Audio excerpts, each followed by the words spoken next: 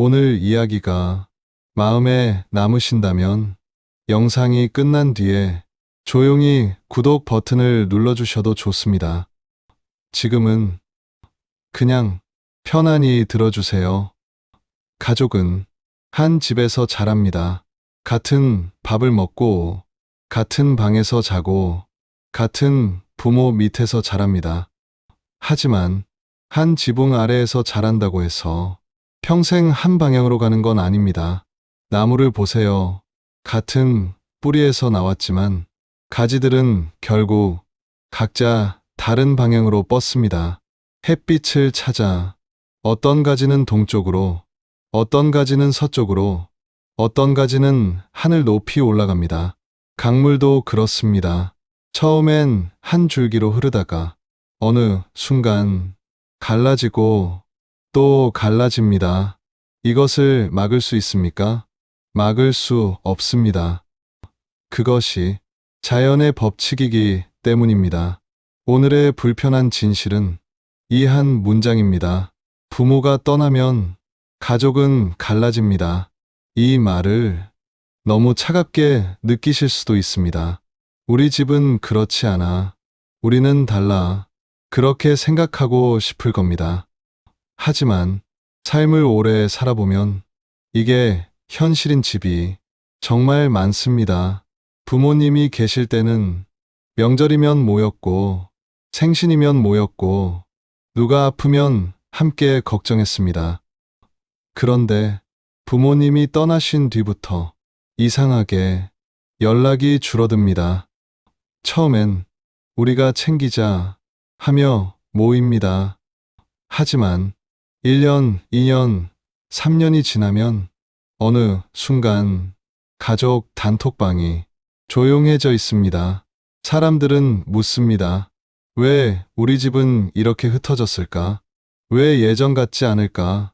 우리 가족에 문제가 있는 건가? 정약용은 이런 마음을 다르게 보았습니다.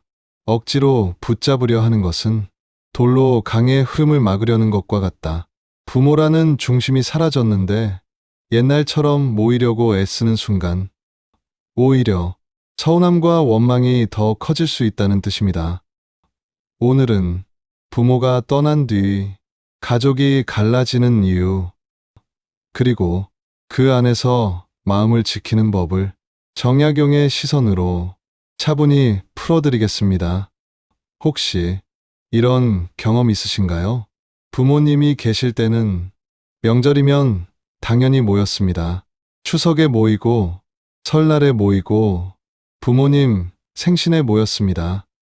그게 당연한 일이었습니다. 모이는 게 번거로워도, 교통이 불편해도, 시간이 없어도, 그래도 모였습니다. 부모님이 계셨으니까요. 그런데 부모님이 떠나신 뒤부터 이상한 일이 생깁니다. 명절이 와도 올해는 우리 집에서 보내자 하는 말이 나옵니다. 생일이 와도 따로 챙기자 하는 말이 나옵니다.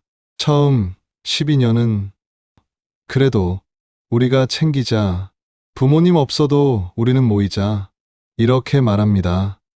하지만 3년, 5년, 10년이 지나면 어느 순간 가족 단톡방에 먼지가 쌓여 있습니다. 마지막 메시지가 1년 전입니다. 그리고 마음속에 이런 말들이 올라옵니다. 우린 가족이 아닌가? 왜 이렇게 됐지? 나만 애쓰는 건가? 다들 너무하다. 그때 사람은 두 가지로 흔들립니다. 하나는 죄책감입니다. 내가 형제들을 못 챙겼나? 내가 더 노력했어야 했나? 부모님이 보시면 실망하시겠지. 또 하나는 분노입니다. 다들 너무하다. 나만 연락하고 있어. 저 사람들은 가족이라는 생각이 없나? 정약용은 바로 그 지점에서 말합니다. 가족이 흩어지는 건 누군가의 악함 때문이 아니라 삶의 구조가 바뀌었기 때문이다. 오늘 이야기는 여러분을 탓하려는 이야기가 아닙니다. 오히려 마음을 가볍게 해드리기 위한 이야기입니다. 당신이 잘못해서 가족이 갈라진 게 아닙니다.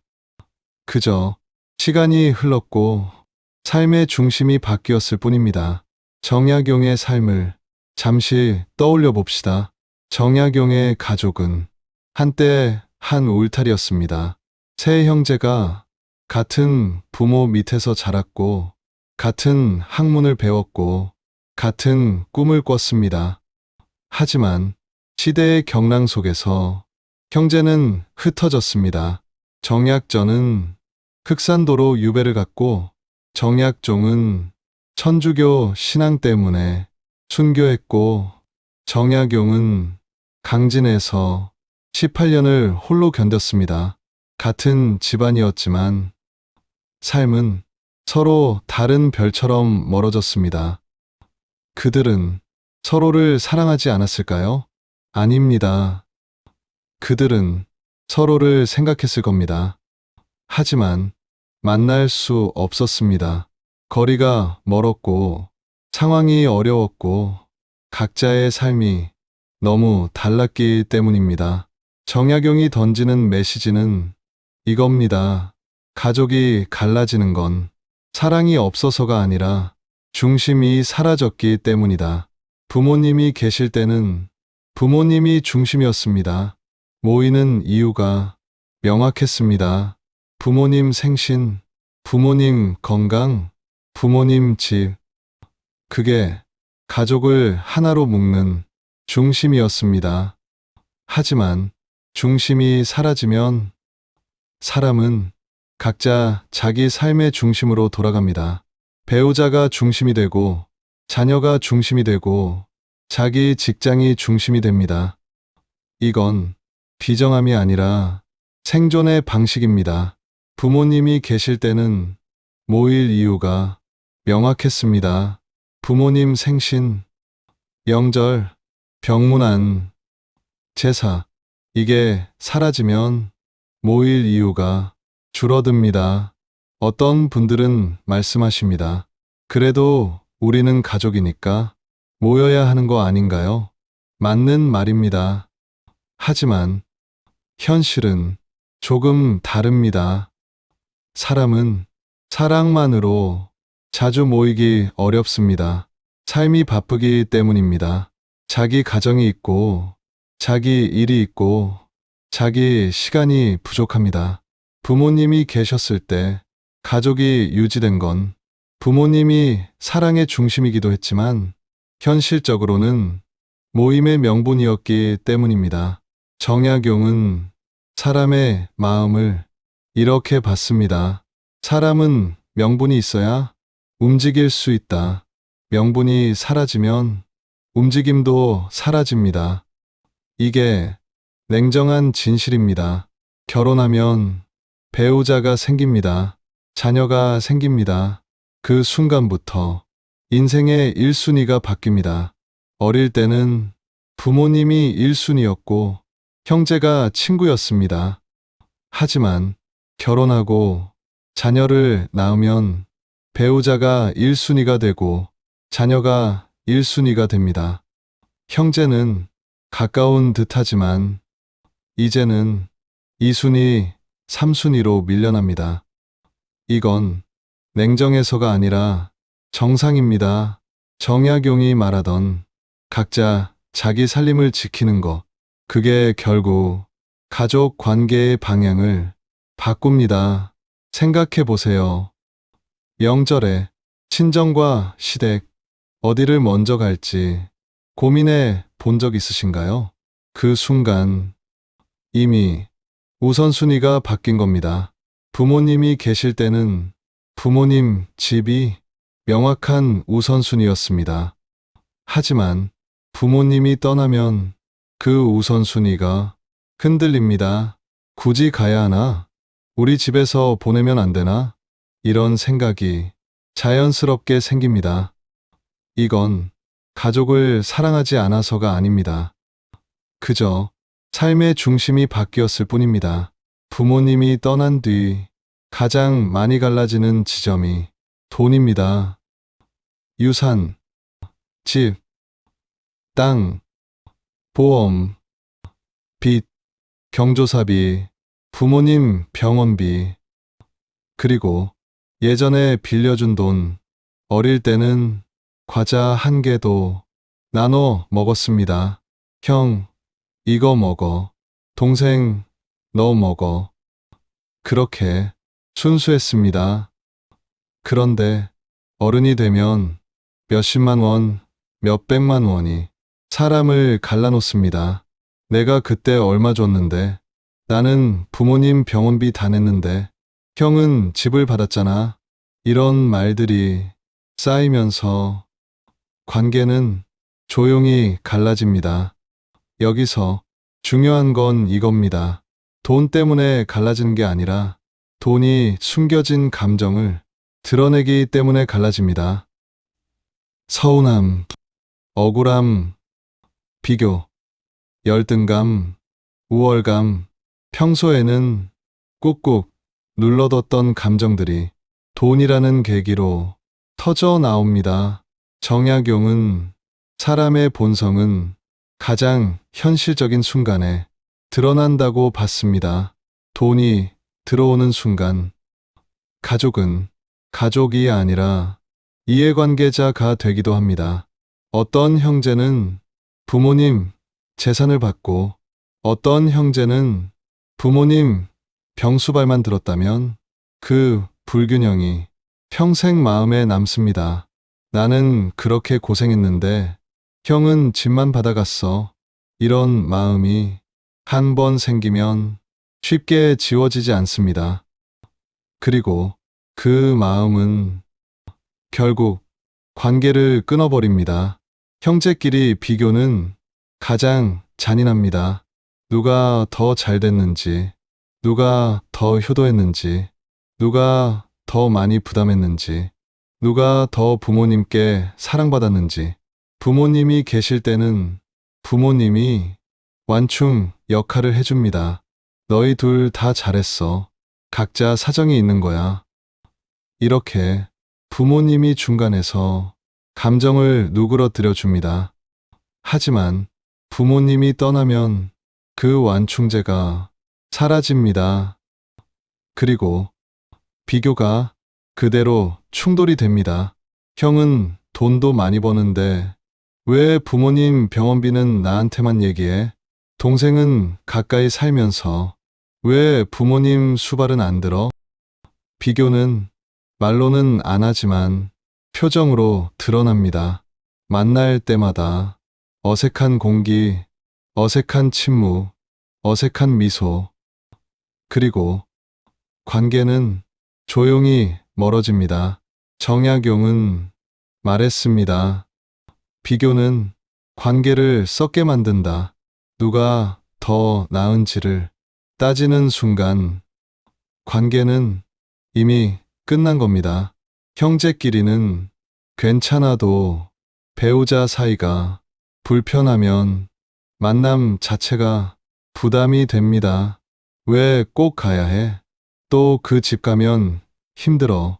시댁할 바엔 우리 집에 있는 게 낫지. 배우자 중 한 명이라도 이렇게 생각하면 만남은 점점 줄어듭니다.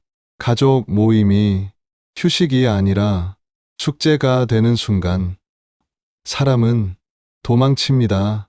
정약용이 말하던 관계는 의무가 되면 썩는다. 딱 이 지점입니다. 부모님이 계실 때는 부모님 때문에 억지로라도 갔습니다. 하지만 부모님이 떠나면 그 명분마저 사라집니다. 그러면 배우자의 불편함이 그대로 드러나고 결국 만남은 끊어집니다.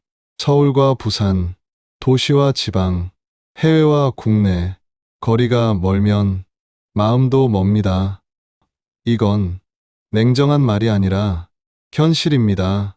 만나려면 시간과 돈이 듭니다. 비행기를 타고, 기차를 타고, 차를 몰고 몇 시간을 가야 합니다. 그리고 어느 순간 사람은 계산을 합니다.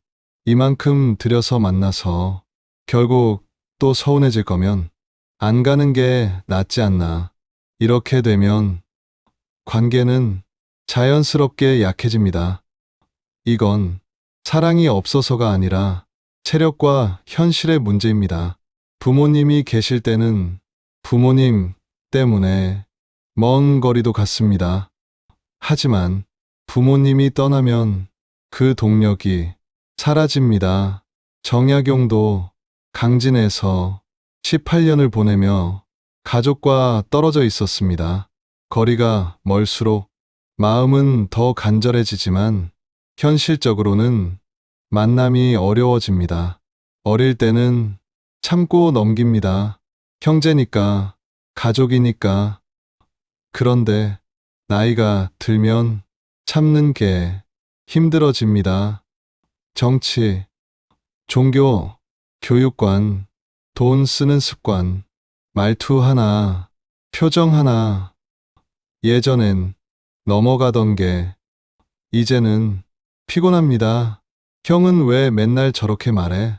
동생은 왜 항상 저래? 이런 생각이 쌓이면서 만남이 부담스러워집니다. 여기서 정약용은 말합니다. 다름을 고치려 하지 마라. 다름을 인정하는 것이 지혜다. 가족이 갈라지는 이유는 누군가가 나빠서가 아니라 서로 다른 삶이 이제 더 분명해졌기 때문입니다.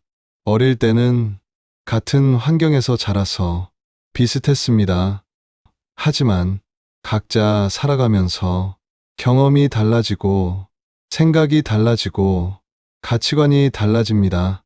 한 사람은 보수적이 되고 다른 사람은 진보적이 됩니다. 한 사람은 종교에 빠지고 다른 사람은 현실만 봅니다. 이런 차이를 받아들이지 못하면 충돌이 생깁니다. 부모님이 돌아가신 뒤 우리는 종종 착각합니다. 이제 우리가 더 뭉쳐야 해. 말은 맞습니다.